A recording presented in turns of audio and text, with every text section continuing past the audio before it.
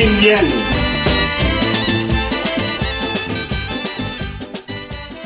I'm very happy that the Maharashtrian East Indian Christian Federation completes 10 years of service to the East Indian community as well as other Catholic and non-Catholic communities of Mumbai, Dharavi belt and North Konkan region. A happy anniversary to you. Keep up your good work. All our associations are committed to service to our own community and to others. Friends, at the time of the pandemic, it's necessary that we work more intensely. I know that so many families are in distress. We need to reach out to them. My warm greetings to Mr. Herbert Barretto, your president, the managing committee, and all the members of the Federation. Keep up your good work and God bless you.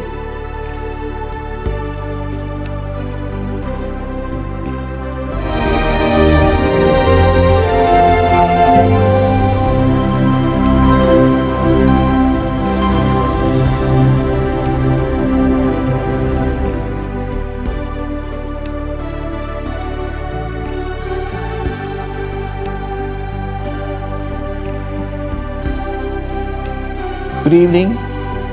Nice to be with you once again. Herbert Barretto from St. Dominic Church, Vedala. Herbert, you got many questions. I'll take just 2 or 3 running out of time.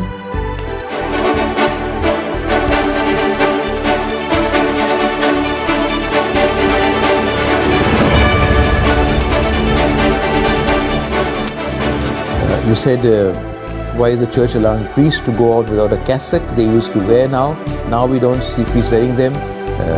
Respected by its citizens, they should at least wear a big cross on the shirt. No, they're priests. I mean, I agree with you that one time when I was a seminarian, even the seminarians always wore cassock. They had a blue sash, and then gradually, I think after Vatican II, clerical dress became not compulsory. We received the cassock also. I received my cassock as a seminarian my very first 3 months or 6 months after 4 months after joining. Now it's much later, I think. Now, okay, but I agree that that's a matter which is being discussed. For all official purposes, there should be a dress. I do agree, and should have really cassock or a clerical shirt or something which is distinctive. Otherwise, I've advised priests also very often that when they are doing official functions, principals of schools, etc., it's nice to be in a cassock because that's representing the church and you're working for the church.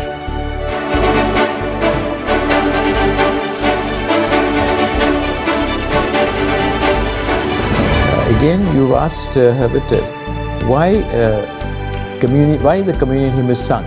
Whenever people receive, we get disturbed, want to communicate to God, we should be allowed to sing, they should be allowed to sing post-communion hymns only. I agree with you about the importance of silence. It's a question of the liturgical group of every parish who has to decide. I remember Bishop Bosco Pena, who was in charge of liturgy in the Archdiocese before he retired, often spoke of the necessity and sent circulars of the necessity for silence at Mass, to give people time to pray, to contemplate, and I think that's important. Of course, people must be accustomed and taught to pray. Otherwise, you have a silence and they don't know what to do. And people think, wondering, just waiting for communion to be over. It's really a time to pray. Maybe we should preach about silence. Thank you, Herbert, for reminding us about this.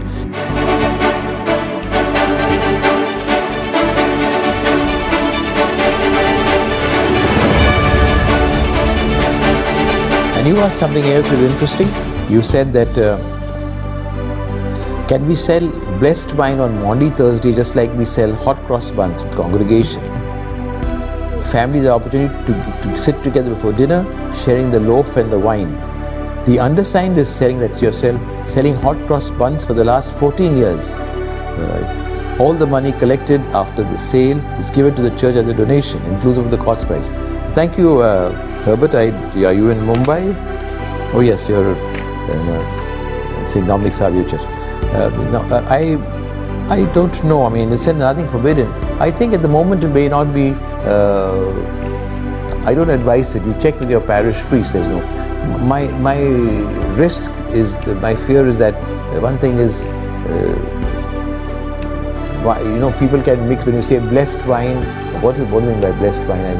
I'm very, very hesitant, frightened. People might mix it thinking, because it's consecrated wine. That's a very, very great danger. That's why I don't encourage you to do it. And I can see your good intention. And again, it could become, alcohol is always a dangerous thing when you have it. It becomes a party more than really a sacred thing. Your intention is very good to have loaf and wine. Now, I must tell you that in the Oriental tradition, I was in Agra Archdiocese as Archbishop, and on Maundy Thursday, every year, I would go to one particular convent of Syro Malabar, Eastern Church, and then the head of the family they would give bits of bread to everybody in the home, and that was the family, the congregation is like a family. So I would go to the convent and give a bit of bread on everybody's hand. There was no wine. They are very strict about that. But it's a good custom. I can see what you have in mind. Keep this in abeyance when you discuss with your parish priest. I know your parish priest. I think it's a little risky.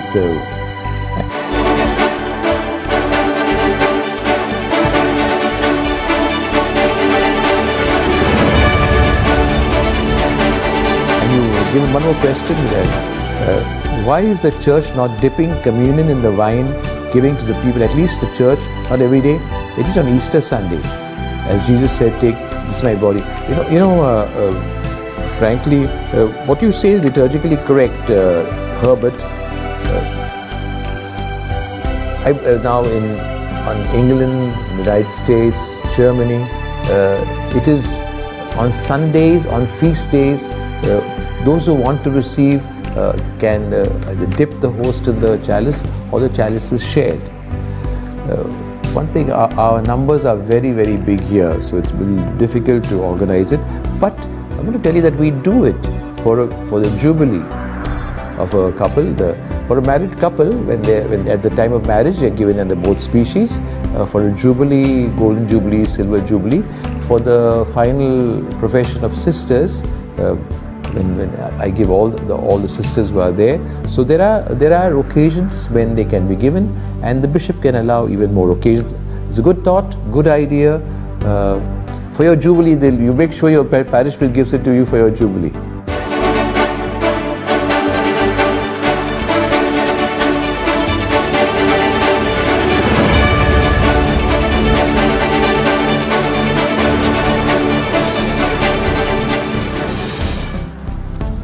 Herbert Barretto, why is the church not forming a committee comprising of archbishop, priests, laity to look after church property? Secondly, why sell the land to the builders?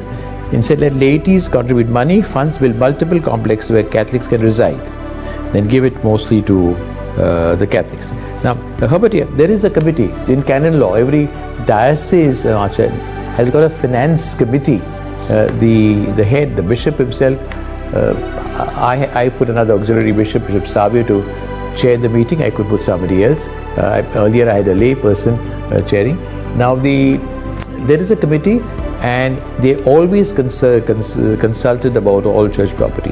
Now what you say is very true, that they look, but personally, and as far as the Archdiocese of Bombay is concerned, I have not allowed, we have forbidden any sale of property at all, unless it's, the word I use, evidently useless with church. There's fully encroachment, and I think all bishops all over there's canon law all over the country, all over the world, have got the same system. There's a finance committee.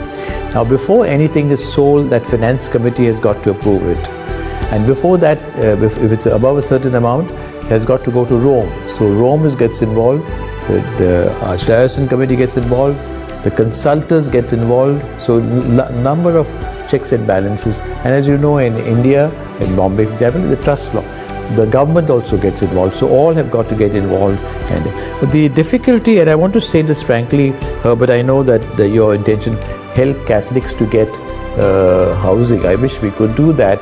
The difficulty, how to ensure it remains with the Catholics. No? That's then civil law sometimes does not fully, it's difficult to conceive. I've been struggling with that sometimes when there's a flat available and my committee wants to give it to somebody. Said, how are you sure it will remain, that they will not give it to somebody else? But as far as your suggestion, already it's in place. That's by canon law, not by canon law, all over the church, all over the world.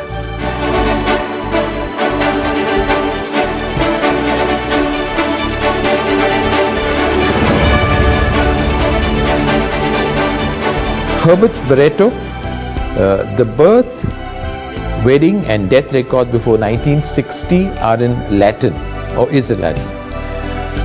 It becomes difficult for a person to get their ancestor certificates easily, as there are only a few people to translate from Latin to English.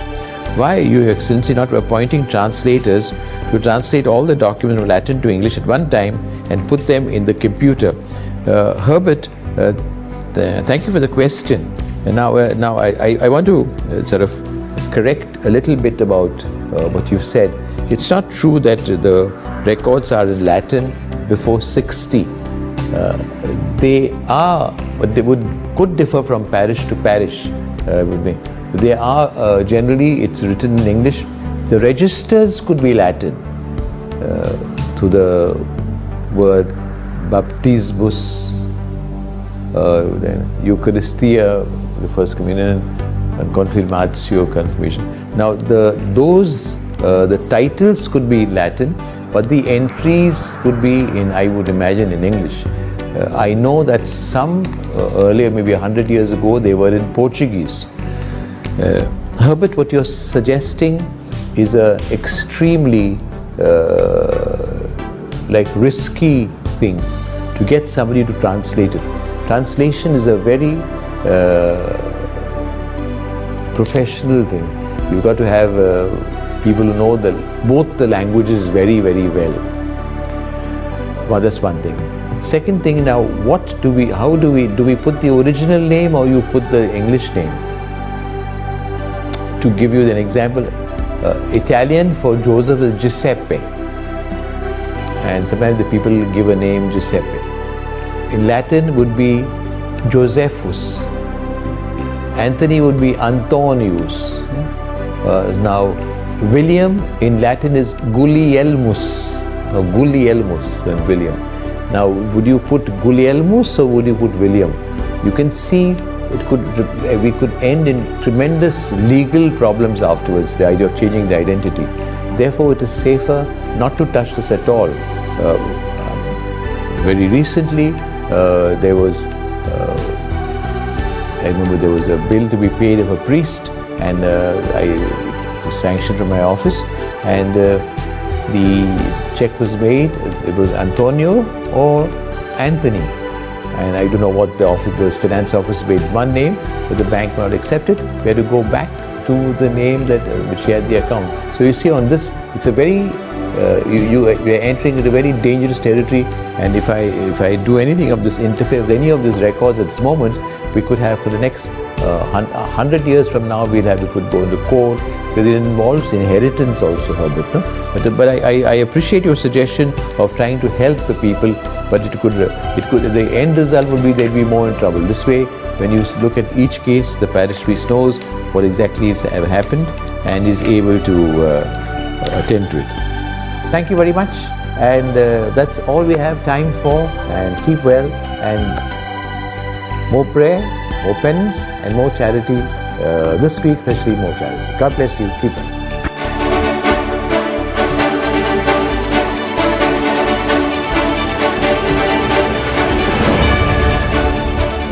Your Excellency, I sincerely thank you for answering my questions on religious and church property matters. Your answers really inspired and enlightened me with your in-depth study on different subjects, more particularly on religious matters. On behalf of the Maharashtrian East Indian Christian Federation,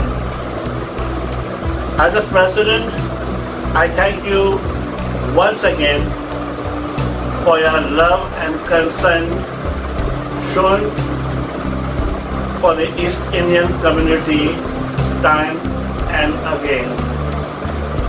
May Almighty God shower all the blessings on you and keep you happy and in good health, both mentally and spiritually. Thank you.